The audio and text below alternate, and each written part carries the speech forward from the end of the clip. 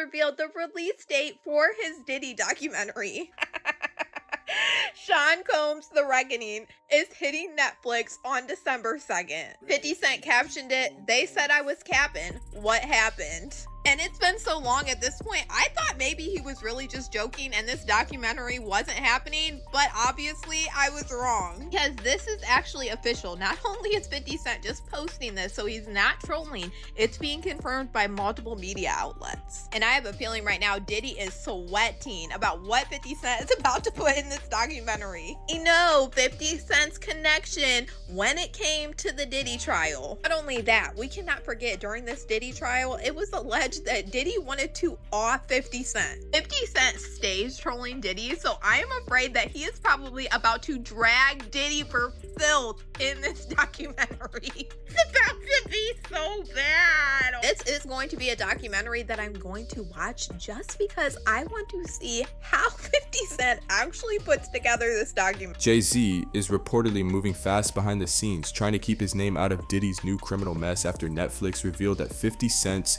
explosive documentary is dropping next week. The talk online is that Jay-Z might be exposed with real footage showing his involvement in things people never expected, and that alone has the industry shaking. Meanwhile, leaked video of Diddy inside federal prison just surfaced, adding even more chaos to everything already spiraling around him. Back when Diddy was first arrested in September 2024, 50 Cent immediately went public saying he was teaming up with Netflix to drop a documentary that would shake up the entire entertainment world. He claimed he had evidence sitting in his vault that even the federal investigators didn't have their hands on yet. Of, in particular, Netflix docuseries that you've been working on, Diddy Do It. Right. You've been saying for years that you feel you knew Diddy's character. Right. Yet you said you weren't a part of that lifestyle, you weren't going to the parties. So what makes you so absolutely sure that these kinds of allegations that we've seen against him are true? Well, I'm surprised by the allegations, as surprised as everyone else is. Like, I didn't make the allegations. I didn't tell people to say these things.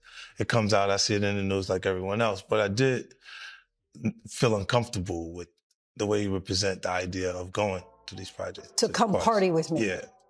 And then that swayed me away from it, just that alone. So you didn't realize as much stuff was coming. Like, when I seen today, it was allegations of 3 men that said he drugged them, and it's a long time, to be honest with you. Like, when people don't remember being violated for 20 years, it makes me feel a little hard. What are your thoughts on the allegations against Jay-Z? That was interesting. When I was saying things, not knowing exactly what I was saying, but I was going, where's Jay at? He's mad quiet. Like while the Puffy thing was going on. But it's obvious now that his team was being made aware that he was in those allegations also. You know, so I hope it works out, because with his family, the things that go on internally is that those accusations are crazy. And he wasn't afraid to bring it out piece by piece. People thought he was joking at first, but now that Netflix confirmed the release date, it's becoming clear that he's been planning this move for a very long time. For nearly 20 years, 50 has allegedly been collecting every message, every story, and every name connected to what he believes is a hidden network built around Diddy's power. According to insiders, he talked to people who used to work for Diddy, collaborate with him, party with him, or even tried to distance themselves from him once things started looking strange. Sean Combs now facing new allegations, this time from a man in Florida. According to ABC News, investigators in LA received a report from a police department in Florida where the alleged victim lives, and now they are working on the case. Eyewitness News anchor Mike Marza in the newsroom with the very latest details. Mike. Well, David, here's what we know. The new allegations of sexual assault against Sean Diddy Combs come from a music producer who went to police in Florida, but the alleged crimes happened in Los Angeles. Jonathan Hay is his name. That's the person who filed the complaint, and he's one of the John Does that filed a civil lawsuit against Combs in July. The first alleged incident was in September of 2020 in LA. Hay alleging that Combs performed sex acts in front of him and asked for oral sex. In a second incident, in 2021, Hay claims that C.J. Wallace, the son of the rapper Notorious B.I.G., took him to a location where 2 men put something over his head, he says, before Combs forced himself on Hay several times. Combs is currently serving out a sentence in Fort Dix, New Jersey, following his conviction earlier this year on 2 prostitution-related charges. Combs' representatives have not yet responded to this lawsuit. David? Thank you, Mike. And now he's ready to reveal everything in one giant project that's already causing panic before it even comes out. What's even wilder is the claim that 50 wasn't just gathering rumors, he was documenting actual patterns, keeping files, tracking the people around Diddy, and preparing for the day he could finally expose the mastermind behind all of it. And if Jay-Z really ends up being part of that footage, then this documentary might change the entire conversation about both of them forever. 50 is saying loud and clear that his docuseries isn't about the rumors floating around online right now. He's focusing strictly on how Diddy's entire operation actually worked, step by step. It's his stuff around Jay-Z right now, which is clearly damaging to him. Yeah, and I think there's like a famous quote from someone who was acquitted, and he said, all right, where do I go to get my reputation back? Right. I mean, social media was a light. Beyonce's next, Jay-Z's next, all the people in Inner Circle is next. Yeah, and the problem is there are just so many pictures of the two of them partying together, and he clearly was at a lot of Diddy parties. How powerful was Jay-Z when you were doing business with him? Was he already a power player where if he wanted to ruin someone's life or make somebody a star, he could do it? I met Jay-Z and I signed to Rock Nation. I didn't want to drip myself in blood and cover myself and swim in goop, in black goop, and fucking like wear devil horns to fucking sell a record. Fuck that. Or be a witch, or be that, all of that. He claims the series dives into the structure of the alleged criminal network, the people who kept it running, and the system Diddy supposedly built behind the scenes. And here's the wild part. Insiders say the evidence in this documentary is what triggered a new criminal investigation into Diddy in the first place. These new allegations are just one chapter in the long list of more than 100 civil cases that have been filed against Diddy so far. And anyone who understands how the legal system works knows that it only takes one criminal case with the right evidence to lock both Diddy and Jay-Z away for the rest of their lives if prosecutors decide to connect the dots. 50, I'm not even gonna lie to you, I thought he was trolling. Because I do think 50 is a guy to kick you when you're down, and Diddy did seem like he was down for a long time. Pause. And I thought 50 was just trying to kick his back in. It was clear that 50 wanted him to go to jail for a lengthy time, maybe for the rest of his life. And I've said personally, I really think that 50 wanted him to go to jail because he was fucking his baby moms. You get what I'm saying? And that's what that is. However, it looks like 50 wasn't playing around when he had announced from back in the day that, he was going to create at that time he called it the Diddy Do It doc. And he said he was going to do it and, all pun intended, he said he was going to do the doc and put it out with Netflix. And it appears that he wasn't capping. Netflix has actually put out a press release. Variety and other outlets picked it up. And they have announced that there is a release date, December 2nd, which is the Netflix documentary series from the executive producer, Curtis 50 Cent Jackson, and it is called Sean Combs' The Reckoning. It's going to only be on Netflix, and yes, 50 is the executive producer. Now, I'm going to be honest with you. This is a huge power move by 50. Now, I love 50, so we're not gonna get into certain stuff, but 50 doesn't have the cleanest history. Sometimes I feel like when they go for these type of docs, the Surviving R. Kellys, they go for the most woke person to present the doc because you kind of need somebody to soapbox. With all due respect, I'm not saying 50 had freak offs and shit like that, but 50 is 50 Cent, bro. You know what I mean? It's like 50 Cent isn't the most model human being. Not saying he's been accused or he does stuff that Diddy does, but 50 is 50. Jay isn't just a casual acquaintance, he's Diddy's oldest friend, the person who's been by his side since the very beginning. Diddy himself once said that Jay-Z is the only person alive who knows every single one of his secrets. So now everyone is asking the same question. With over 100 people stepping forward as witnesses or plaintiffs, what are the chances that at least one of them is ready to speak on Jay-Z too? The odds are not looking small at all, especially now that Netflix is about to blow the doors open with this documentary. Even King Academics jumped into the conversation after Netflix made the announcement saying that 50 Cent has piles of evidence stacked against Diddy. Diddy always been the type of individual that wanted to have ups on the next person no matter what they was doing. He did the stuff to Ja Rule so he could go after Jay-Z. They not gonna come out and speak on nothing that has anything to do with them, and they praying that they not on the tape doing crazy stuff, being oiled up in the whole 9 yards. Until The Fed said, hey, yo, listen here. Hey, buddy, we got you on this tape, and girl looked like she was pretty young. We're not gonna show it, but we need you to come and testify against Brother Love. That's when they're gonna start talking. And they're not gonna be talking in his favor. 250 cameras all over the house? Somebody got caught stealing a cookie out the cookie jar. When you that powerful, you didn't get that powerful without having 1 or 2 or maybe 3 ups on something. And anyone who helped him. He claimed 50 has been preparing this drop for years and has enough information stored away to make multiple people in the industry extremely uncomfortable. What a lot of people seem to overlook is that Diddy was taken in under RICO charges, which means investigators believe there was a whole network behind him.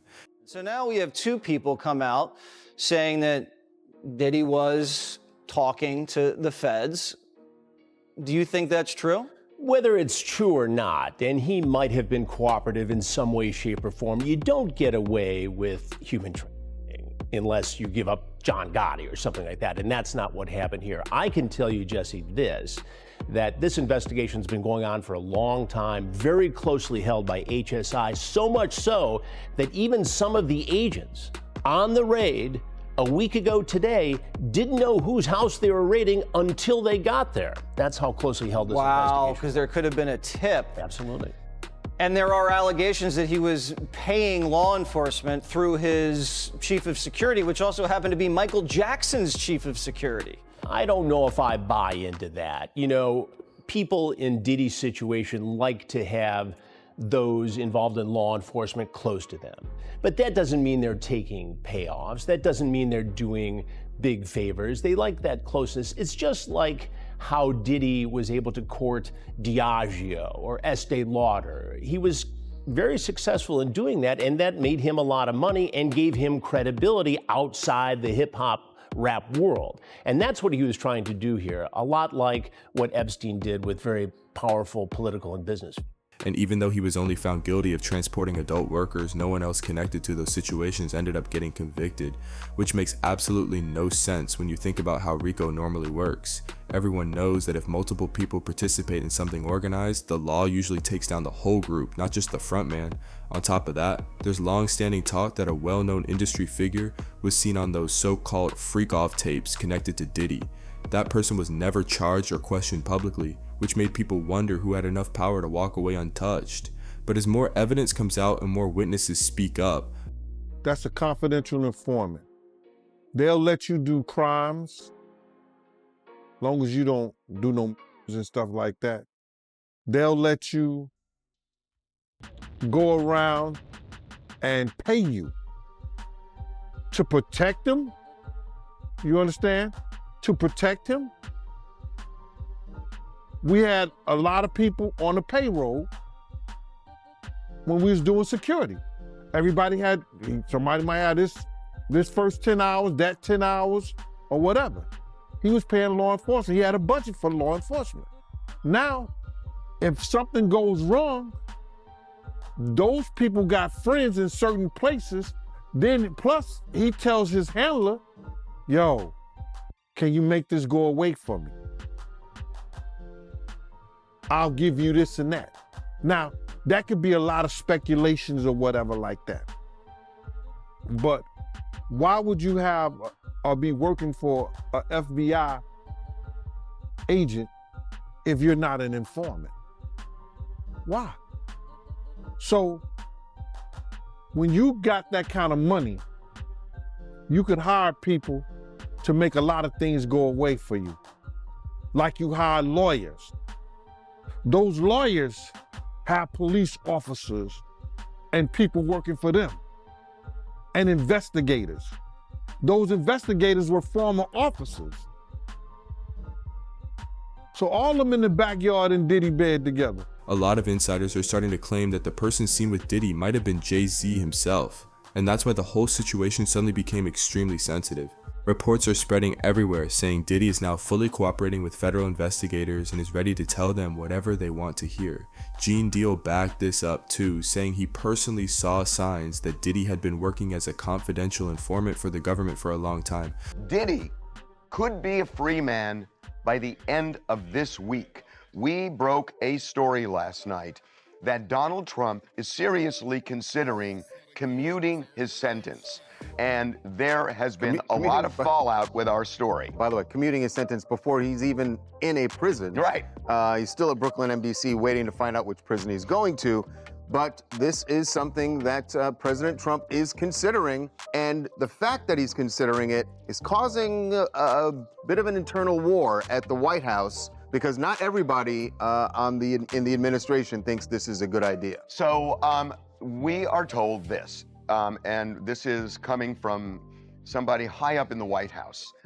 We broke that story, incidentally, that right after the sentencing, his legal team, Diddy's legal team, got in touch with somebody who had the president's ear, and that the president was looking at the paperwork. And the president acknowledged that Like 2 days later. Yeah, in the Oval Office. 2 days later. Yeah. So we now know that Trump is considering, we're told that he's kind of waffling, he's going back and forth on this, but there are staffers in the White House telling him, don't do it. According to Gene, Diddy's confidence never came from being some unstoppable king of the industry. It came from the protection he thought he had as someone who kept feeding the feds information. That means Diddy wasn't untouchable because of influence. He was untouchable because he was useful to them. As long as he kept giving intel, they had no reason to shut him down. But now that the situation flipped and the pressure is all on him, Music mogul Sean Diddy Combs facing more time behind bars. His release date pushed back to June of 2028 instead of May of that same year.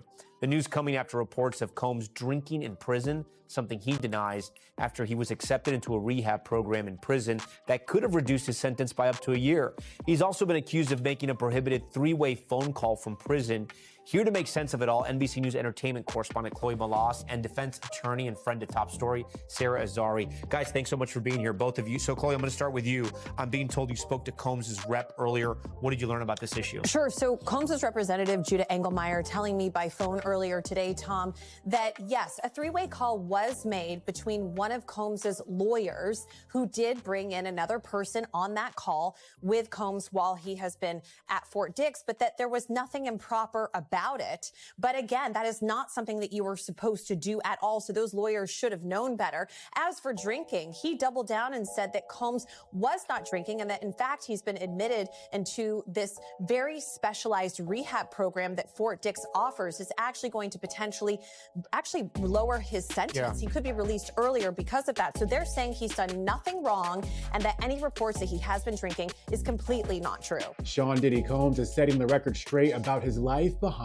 bars, following a report that said the rap mogul, who is serving a 4-year sentence for 2 prostitution-related convictions, was caught drinking homemade alcohol in prison. His spokesperson emphatically denies the allegation, telling People magazine in a statement published November 9th, there have been several false and reckless reports circulating about Mr. Combs. He has not violated any prison rules. His sobriety and self-discipline are priorities, and he is taking them seriously. The 56-year-old was recently transferred to a low-security correctional facility in New Jersey after spending over a year at the Metropolitan Detention Center in Brooklyn. At the new institution, he was alleged to have created a mixture of Fanta, sugar, and apples, which ferments into alcohol after 2 weeks, TMZ reported. The spokesperson continues, this is only his first week at FCI Fort Dix, and unfortunately, rumors will surface throughout his time there. We ask the public and press to give him the benefit of the doubt, the privacy to focus on his personal growth, and the grace to move forward in peace.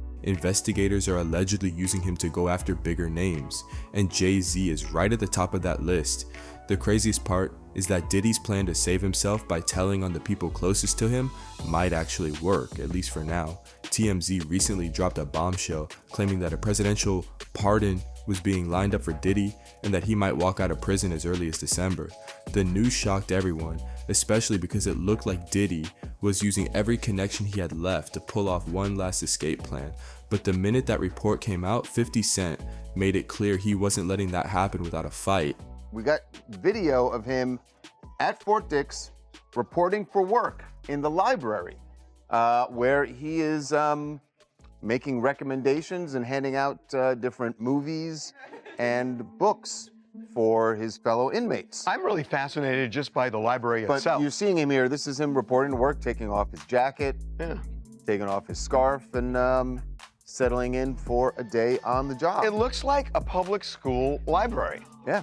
It's This was the chapel, and this is the media library in the chapel, which is where Diddy's currently working. He's working in a Life Connections program, which is an 18-month program that helps rehab people and get them closer to spirituality, to charity groups, and with that, it will shorten his sentence. But in this media library, he helps inmates with religious material, rent out movies, that kind of stuff. You see him pushing a really cart interesting. with a TV on it. Yeah, I mean, he was in the laundry room when he first got there. Yeah, this got to be his first This got to assignment. be a promotion. Yeah. It feels like a promotion. It feels like maybe he tried the lunchroom and put in a request for something different. Yeah, it does I mean, believe he is a it does media sound like mogul. he used maybe possibly some connections to get a better job. 50 said he was ready to do whatever it took to make sure both Diddy and Jay-Z ended up facing real consequences. He even joked that he personally called President Trump and tell him not to approve anything that would let Diddy go free. But here's the twist. 50 didn't even need to reach for the phone. Less than a week after rumors about the pardon started circulating, Diddy was suddenly caught drinking inside prison, which is considered a major violation of prison rules. This kind of behavior can easily add more time to a sentence, and word is that he might end up with an extra year because of it. For someone supposedly trying to earn a pardon, this was a huge mistake. And right when that was happening, leaked videos of Diddy inside prison started making their way online. Biggest troll in the rap game, man. Oh my gosh, it's yes. Diddy's birthday, November 4th. by the Oh, way. yeah, man. Today. Yeah. It's his birthday. Yes. And he happens to put up a post of him, and, you know, there were some pictures released of Diddy on the yard with a couple other prisoners. Crazy to see prisoners, right? Yeah. You know, he had Bad Boy East, Bad Boy West. That's Bad Boy Prison stuff. But he put up a picture of those pictures, and he said, he looked too happy to me. With all them handsome men around. Good morning, New York City. Wow. Oh my God. Dude, how does 50 get away with this? I don't know. Because we were talking about, man, 50 don't lose any brand deals. He don't lose any endorsements. He can walk in and sell TV shows. Oh, yes. You know, he can be in the boardroom and also be petty as hell, too. Yeah. Yeah, man. Even when he sat down with us, he kind of explained a little bit about him and Diddy and the beef. I haven't had issues with Puffy. I don't like him like that. Like, I don't like things that he would do and make me uncomfortable. So we're speaking on Diddy. We're speaking on Puff. Yeah, yeah. Okay. But I don't have that thing where, like, well, we ain't had no thing. I wasn't sending nothing at him, big. If it was on the street side like that, we would be actively doing things to each other. I still don't understand. And we wasn't doing that. I was still trying to figure out, like, yeah, you do a lot. Yeah, he does a lot. You do a lot. And the uncomfortable part was when he was talking to the Breakfast Club. Uh-oh. And he was mentioning how Diddy wanted to take him shopping. He said something fabulous, and he goes, "Yo, but me and you, we ain't party. Like, we need to party." What is he talking about? That's the kind of stuff that when people say that to me, I get a little uncomfortable. I get uncomfortable. Like he said something to me one time, a long time ago, at Chris Lighty's wedding. He told me he'd take me shopping. I looked at him like, what'd you just say? Let me move, man, before I do something. You're gonna make me mess up the wedding. Oh, that's a nice gesture. Let me get out of no, dude, you take me. That's what a guy says to a girl. Hey, dude, that sounds like something Mariana would say. Yeah, That's a nice gesture. Like, no, you don't. Crazy. You don't say I'm going to take you shopping. What's crazy is not the first time like any artist has said that about taking him shopping. Really though? Yeah, I've heard it from other artists who be like, oh, about Diddy taking him shopping? Diddy saying take him shopping. What shocked people the most wasn't the footage itself, it was the way Diddy looked. Instead of appearing stressed or defeated, he actually seemed relaxed, almost like he was enjoying himself. People couldn't understand how someone facing so many legal battles could look that calm. All of this happening at the same time made things feel even more suspicious, especially since Diddy was supposedly preparing for a presidential pardon just days earlier.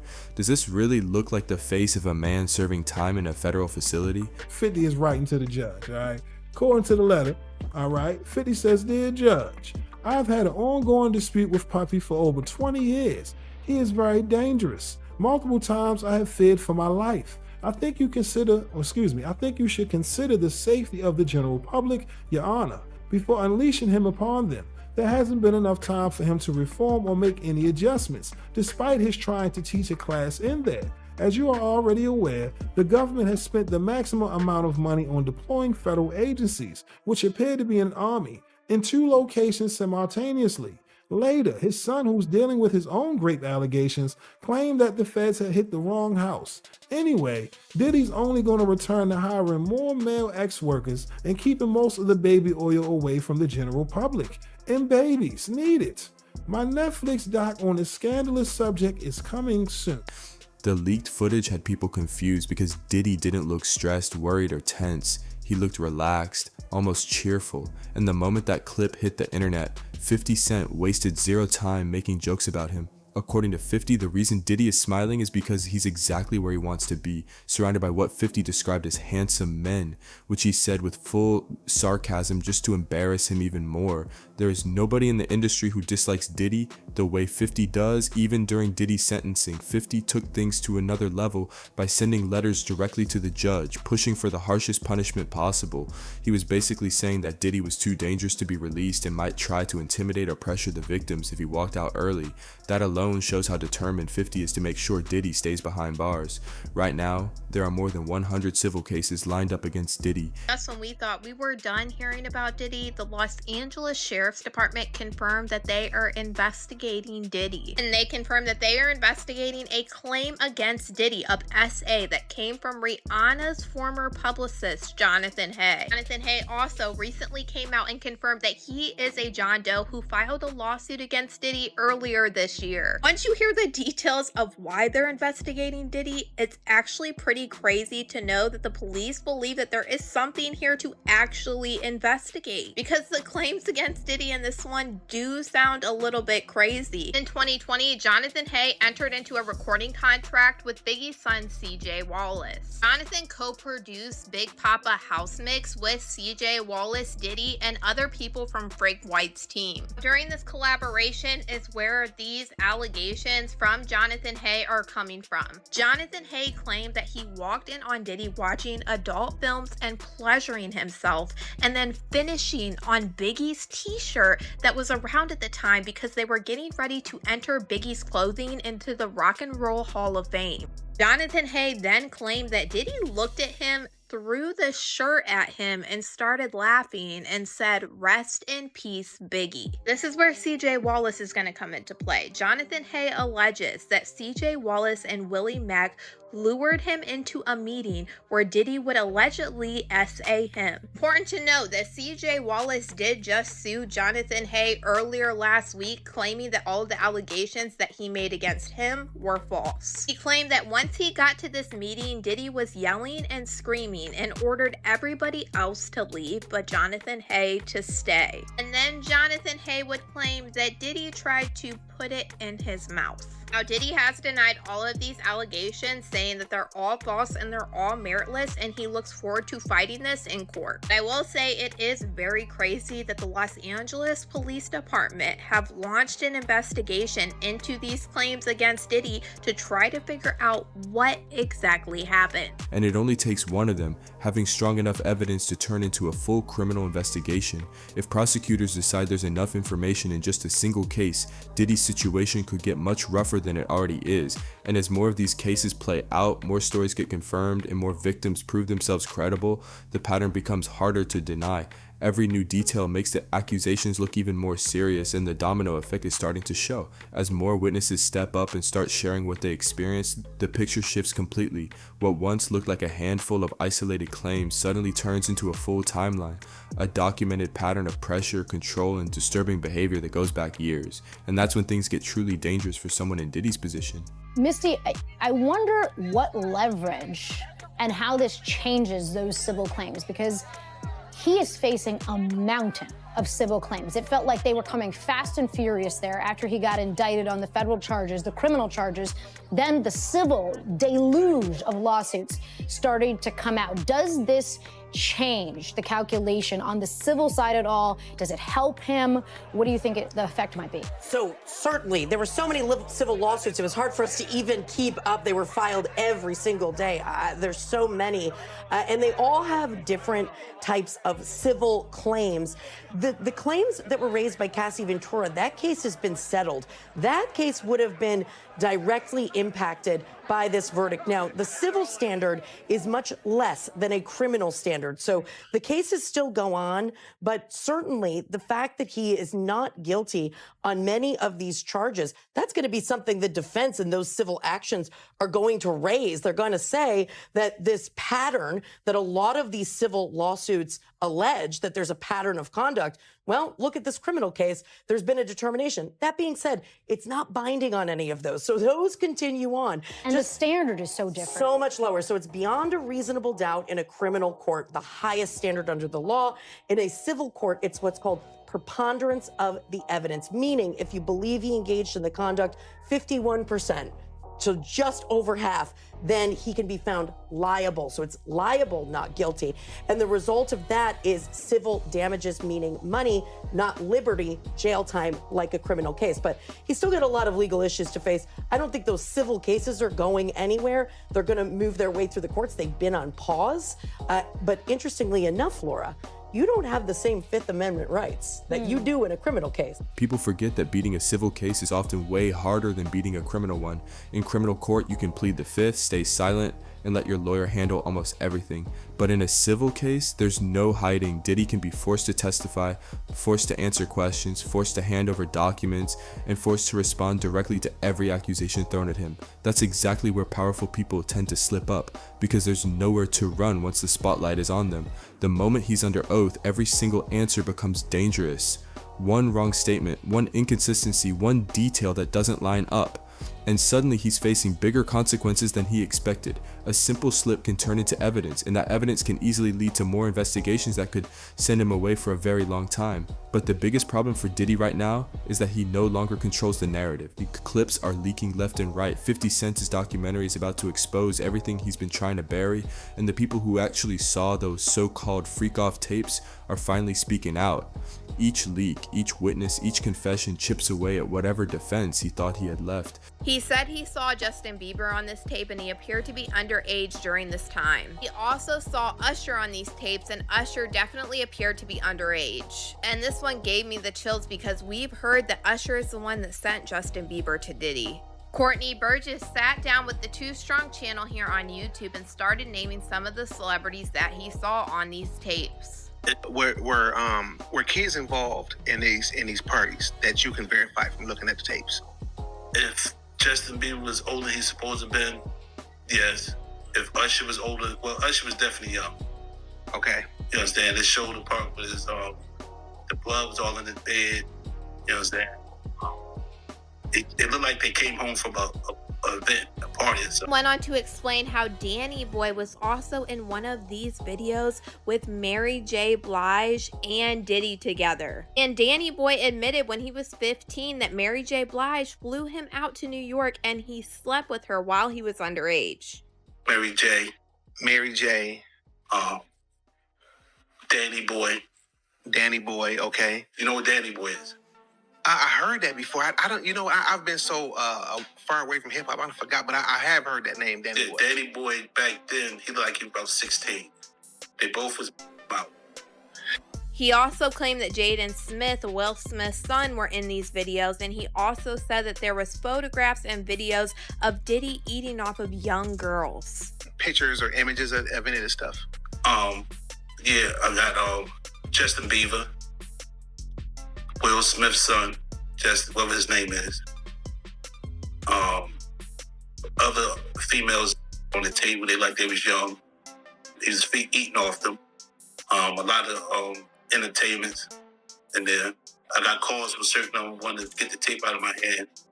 And I said, I don't know what you're talking about. Diddy even tried to silence one of these witnesses by hitting them with a massive $100 million lawsuit, but it completely fell apart. Now that same witness is rumored to be involved in 50 Cent's documentary, ready to reveal everything he knows with no fear this time. And that alone has the whole industry watching closely, because if this person speaks on camera, it could reshape the entire story in a single episode. Meanwhile, Jay-Z is staying low-key, keeping his distance, and avoiding every camera he can. He knows this is the worst possible moment for his name to get dragged into something this explosive, especially with the documentary dropping next week. People are already whispering, wondering if Jay is nervous because he's guilty by association. Twitter or guilty by involvement. So now the real question is this: was Jay-Z simply looking the other way? Or was he actually part of the hidden world Diddy was running behind closed doors? Did he stay silent because he didn't know, or because he knew too much? Let me know what you think in the comment section below, and don't forget to like, subscribe, share, and I'll see you on the next one.